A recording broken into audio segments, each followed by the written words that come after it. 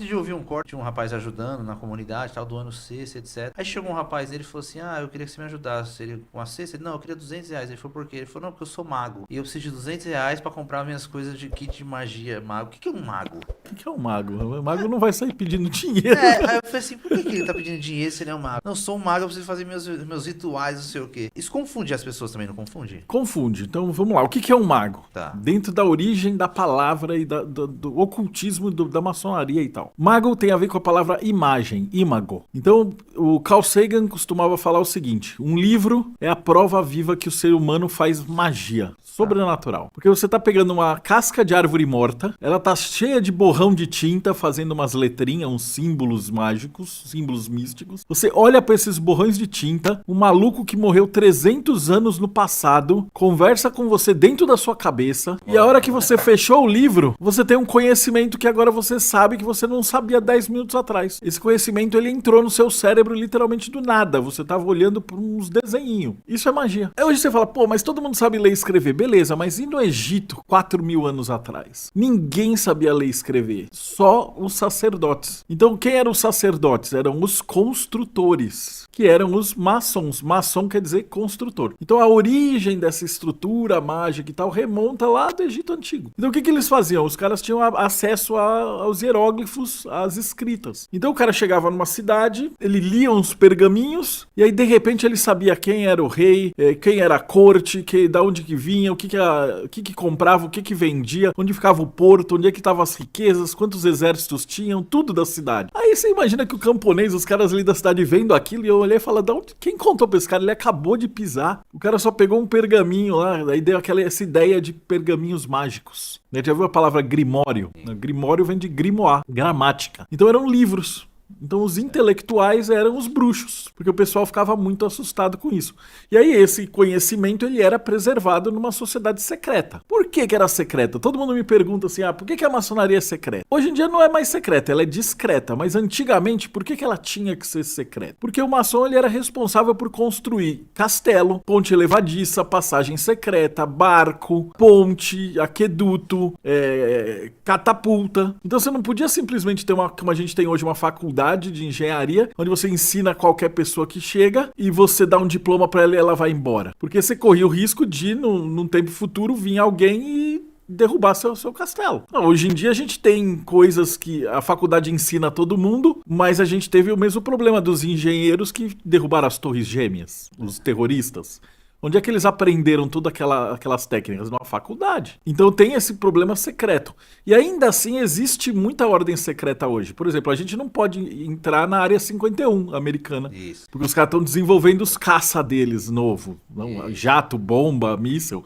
Você não pode ir lá bater e falar assim, eu quero conhecer isso aí. Então do mesmo jeito, pra quem tá em casa, vai entender que naquela época você não podia chegar lá e perguntar como é que você forja a espada de aço. Como é que você faz arco e flecha perfeito. Era segredo. Por isso que essas ordens são secretas. Então, explicando assim fica fácil, né? Fica. Agora você entende. Então era isso. E aí a maçonaria, ela era considerada secreta nesse sentido. Secreta no sentido de que você tinha que pessoas tinham que fazer provas para poder entrar. Qual era a prova? Era provar que o cara era um servo fiel, ele era digno, ele não ia pegar aquele conhecimento e levar para outro reino. E aí ele entrava ali. E ele conseguia todos esses graus de maçonaria. E aí ele podia construir o castelo, ele podia construir a catedral, a ponte, a torre, né, as armas de guerra, etc. E aí esse conhecimento, ele foi caminhando pela Europa. Só que os maçons e os templários, eles acabaram ficando muito ricos, porque eles inventaram um negócio chamado banco. Dá pra ter uma ideia. O que era um banco? O banco era o seguinte, em Jerusalém, todo mundo tinha que ir para Jerusalém.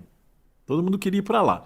Só que se você imagina que você é milionário, bilionário, gazilionário, e você quer ir lá rezar em Jerusalém. Você não ia pegar os seus sacos de ouro, pôr nas costas e ir até Jerusalém. Então os templários inventaram uma coisa fantástica, chamada banco. Você ia até a sede dos templários, lá na França, entregava o seu dinheiro para eles, eles te davam uma carta escrita em código secreto. Essa carta você ficava com você, eles também vendiam o serviço de proteção, você peregrinava até Jerusalém. Quando você chegava em Jerusalém, você entregava essa carta para os templários de Jerusalém, eles decifravam aquele código secreto que era uma leitura, né? Eram os primeiros Sim. bancos, cheques, né? E aí ele te dava o seu dinheiro menos uma taxa. Aí você imagina quanto de milionário que foi e voltou de Jerusalém pagando taxa. Você podia imaginar que os templários eram a ordem mais rica da Idade Média. E aí o rei da França olhou para tudo isso e falou: eu quero esse dinheiro. E ele quis entrar para os templários, não conseguiu.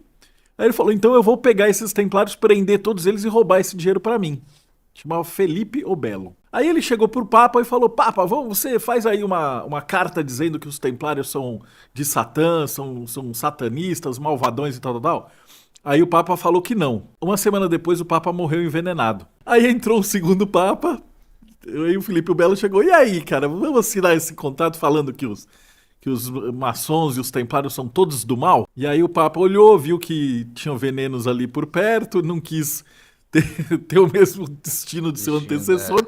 E aí eles fizeram esse ataque. Então o Felipe prende todos os templários, tortura o Jacques de Molay e depois acaba queimando ele na ilha lá na França, em Paris. E aí a maçonaria se torna uma ordem secreta. Essas ordens de construtores, aí os templários fogem para dentro da maçonaria. Por quê? Porque era uma profissão que podia passear pela Europa. Qual a razão disso?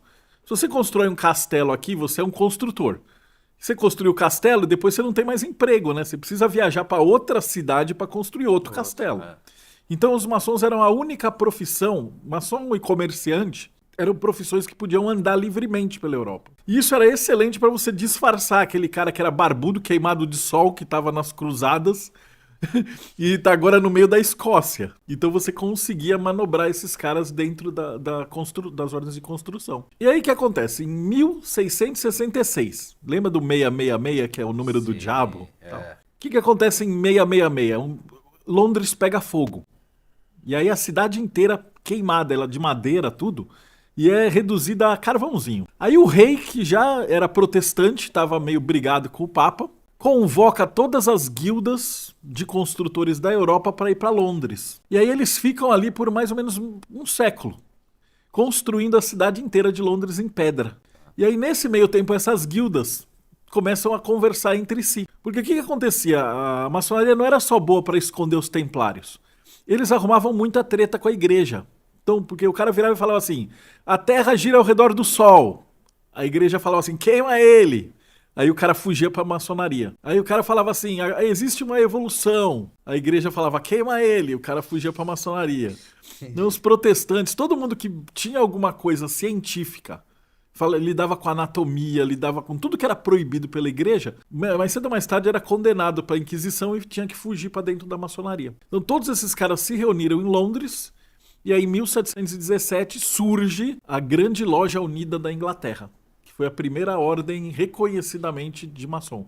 E aí eles passaram a aceitar não só pedreiros, mas intelectuais também. É fundada a Royal Society, que é a primeira sociedade de ciências do mundo. E inclusive Isaac Newton foi um dos maçons, ele foi grande mestre da ordem. O Christopher Wren, vários dos grandes cientistas britânicos foram da maçonaria. E aí surgiu. Então a maçonaria nesse período ela começou a agregar pessoas que estudavam. E ela deixou de ser uma ordem de pedreiros para ser uma ordem intelectual. Então, e assim foi até agora.